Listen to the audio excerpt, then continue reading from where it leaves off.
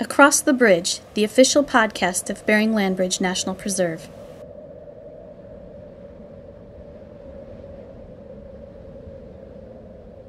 Muskox once roamed northern Alaska in the company of mammoths, bison, and camels as long as 150,000 years ago. The other species did not survive long after the end of the last ice age, but the muskox did in Alaska's northern latitudes, living on the tundra, eating grasses and sedges, and surviving the cold weather. Muskox were well adapted to life in Alaska. However, surviving the end of the ice age was not the last struggle for them.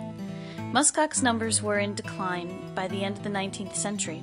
Hunting pressure, disease, or other factors may have contributed to their eventual disappearance in Alaska.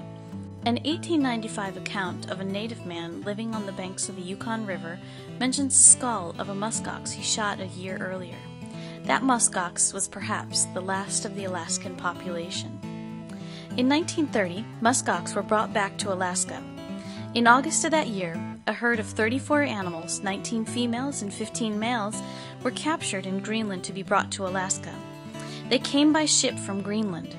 They passed under the Statue of Liberty like other immigrants to the United States and landed in New Jersey. The muskox spent 33 days in quarantine in the warm 60-degree temperatures of fall in the eastern United States. From there, they were placed on a train to take them to Seattle. Once in Seattle, they boarded a steamship and were transported to Seward, where again they were loaded onto trains to be taken to Fairbanks. After a few years in Fairbanks, the herd was reproducing in small numbers, but it was expensive to maintain their enclosure. So it was decided that the herd would be moved to Nunivak Island. On the island, the herd thrived and grew to several hundred animals in size.